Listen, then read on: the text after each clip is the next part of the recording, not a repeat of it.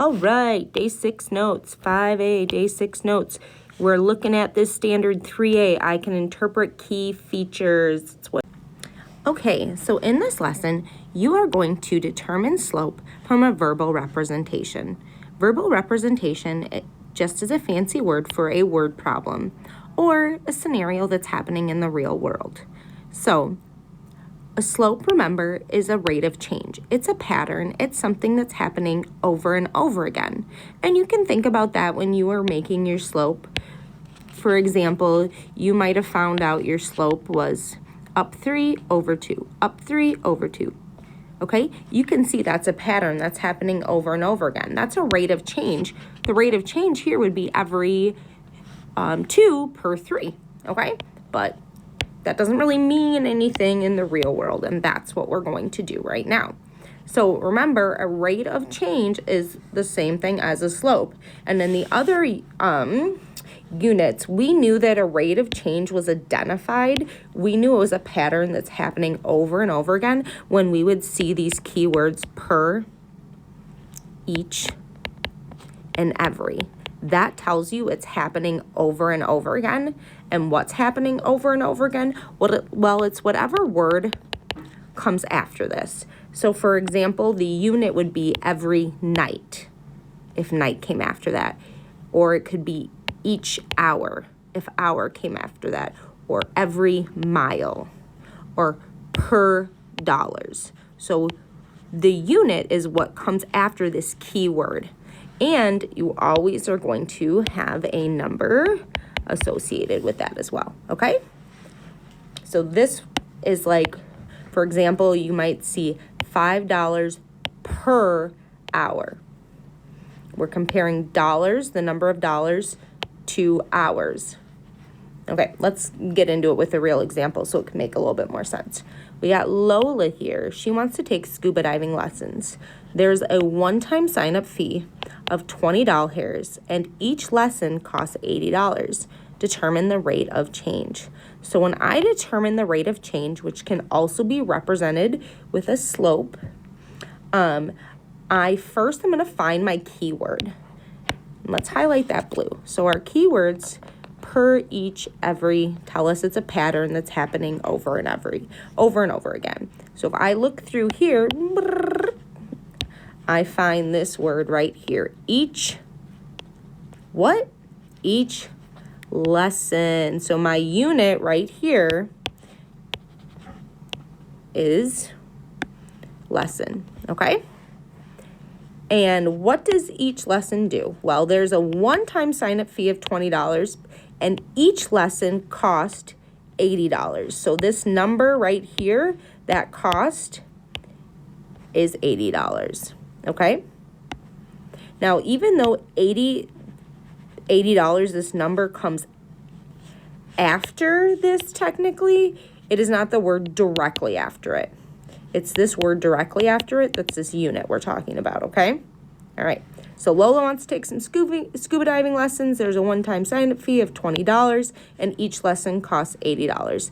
Now here in this problem, they throw in this, oh, there's a one-time fee. Well, one time means one time. Means one time means only once. So that's not a rate of change because a rate of change is something that's happening over and over again. It's a pattern. So that's great. Good for you, Lola. You got this one-time fee, but that's not going to help us determine the rate of change. The rate of change is the pattern. It's what's happening over and over again. So every time Lola takes a lesson, it costs her $80. So how would I represent that? How would I write the rate of change? Well, you would say it's $80 for each lesson, okay? And you can see how this answer right here aligns with this pattern. Number, $80. Keyword, each. Unit, lesson. $80 for each lesson is that rate of change. And we're just going to cross this off. I don't think it's super necessary to understand what I'm talking about. All right, now let's move on to an example where we're going to find the rate of change, but it's a little different type of problem. Now we got Erica. Erica counts the number of cricket chirps After 5 minutes, she counts a top of 125 chirps. After 10 minutes, she counts to a total of 250 chirps. Determine the rate of change. Okay, I am not super knowledgeable on the game of cricket, but chirps, it looks like are points, okay?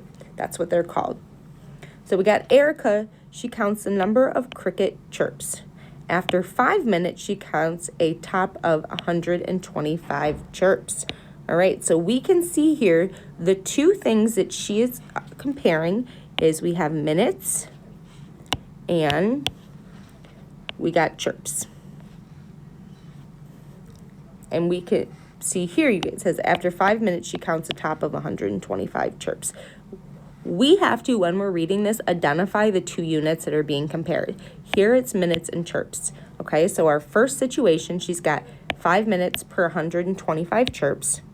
And our second is 10 minutes. She counts 250 chirps. So that first step, when we are given a problem like this where it doesn't directly say, hey, each, every, those ones are pretty simple. You got to just find the word each and then write it out. This one, you're going to figure out what that each, every is by comparing these two ratios. Okay, that's how you find the unit of change. So we have identified the two units that we're looking at. That's our first step, which is minutes and chirps. So I'm going to set up my chart over here. We got minutes to chirps. Okay. When we have 5 minutes, we have 125 chirps. So I'm going to put that in here. 5 minutes equals 125 chirps. Right, let's go to the next one. After 10 minutes, it's 250 chirps. So we have minutes here, so I have to make sure I put my minutes there, otherwise not going to make sense. So we have 10 minutes for 250 chirps. Okay, so I set up my little table. If you want, you can go like this to separate it if that makes it a little easier to see. So when we have a problem like this, step 1. Figure out my two units I'm comparing. Step 2, put the information into a chart. Step 3, find the rate of change by finding the difference between your two units. So first, I would look at chirps. And I have 250 minus 125. And that is equal to 125. So 125 would go on top. And then I go over here, and I have 10 minus 5, which is equal to 5. So 5 would go on the bottom. So what this means, remember, chirps is right here, and chirps is on top because we're comparing chirps per minute. We got 125 chirps per 5 minutes, and we figured that out by finding the difference between the two scenarios. Okay, now that I'm left here, we're going to convert that to a unit rate, which is where we just do 125 divided by 5, and that gives us an answer of 25. So my rate of change is 25 chirps per minute. All right. Clearly did a lot of talking right here. That was 9 whole minutes, okay? Pause this if your brain needs a break, or rewatch it if you're confused, because it's a lot of information, okay? Now we're going to go ahead and move on to the next one, and we're going to identify the slope from each verbal representation below. Remember, you guys, slope is rate of change. So when they see slope, you want to find the rate of change, which is, this is our rate of change, and this is our rate of change. Okay, so here we go. We got a big snowstorm, came to Chicago. After 2 hours, 5 inches of snow had piled up. After 5 hours, 14 inches of snow had accumulated. Find the rate of change. Okay, so first thing, I look through here, and it does not directly tell me the rate of change like it did in this problem. There is nothing that says each hour or every time. So we need to figure out what that each is by comparing these two scenarios. Step 1, determine what units are being compared. It says after 2 hours, 5 inches of snow. After 5 hours, 14 inches of snow.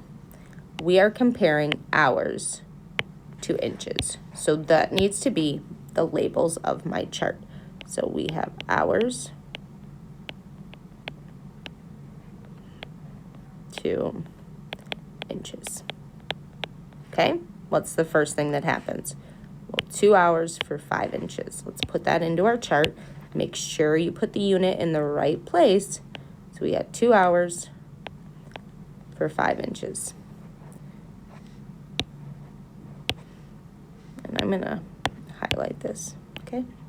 2 hours, 5 inches, all right? And then my second situation is we have 5 hours for 14 inches, all right? We made sure that our inches are under the inches column and our hours are under the hours column. Okay, now we did that. My second step is to determine the difference between the two situations. So in order to do that, I find the difference between these two. And I start with my second one. 14 minus 5 is equal to 9. 5 minus 2 is equal to 3. Okay, so my inches is on top. Okay, and you can think of this as like your Y as well. That helps you remember which one goes on top. So my inches is on top, which is right here. This is my inches. So I'm going to go ahead and put my 9 on top. And this is my change in hours, 3. So I'm going to put my 3 on the bottom. So what this means right here is there are 9 inches for 3 hours. 9 inches per 3 hours, okay? 9 inches per 3 hours. Why is that? These are my inches. These are my hours, okay? So 9 inches per 3 hours. How do I figure out the unit rate? What we were doing last unit is we just do 9 divided by 3, which equals 3. So what does that mean? Oops. 3 inches per hour, okay? Remember, the unit that is on the bottom is what you say per to. So this is per hour because hours is what's on the bottom, okay? All right, lots of work here. Let's move on. Okay, what you're going to do now is you are going to try these on your own. Pay attention. If it says each, every, per, it's giving you that rate of change, and all you have to do is write it down. If it's giving you two scenarios, you need to compare the units to determine what is happening per one, or that unit rate, and that will give you the rate of change, or that pattern that you would use to determine slope. So go ahead, pause the video, and try these on your own. Okay, hopefully you tried these on your own and you just didn't copy them down. That's the goal. So right now what you're doing is you're checking your work, and I'm just highlighting this one down here so you can see where the information came from. These two right here are given to you in the problem. It's the rate of change is directly stated because you can find that each, per, every in both of these scenarios. So these have both been given to you. In this one right here, it's giving you the two comparisons between units, and you have to identify the change on your own. So we are comparing here hours and feet, hours and feet, hours and feet. So we set up our table, hours and feet. We make sure we keep our units in line. we find the rate of change ends up being 1,400 minus 600 is 800. 6 minus 3 is 3, okay? And we know that this 800 is feet. So we would say Doug climbs 800 feet every 3 hours. This is our hours. Or if you want to break it down to the unit rate by dividing 800 by 3, you could say Doug climbs 267 feet every hour. It's up to you. If you do not simplify it, it's okay. So I would take either answer. All right, if you got it wrong, I want you to pause the video and see where your mistake was. See if you can't figure out what you did wrong, okay? Maybe you messed up your units, or maybe you labeled incorrectly, okay? Who knows? Maybe you got it all right. Beautiful. You check and you move on after you've checked. Okay, this is our last page. You are going to do this one completely on your own. This is how I can know if you were watching the video or not, because I will see that you have attempted to do something on your own, okay? If you just copy the answers, getting to here is going to be a little bit tricky. So this is how you will be counted as a completed grade, okay? You got to do this page on your own. You got this. All right.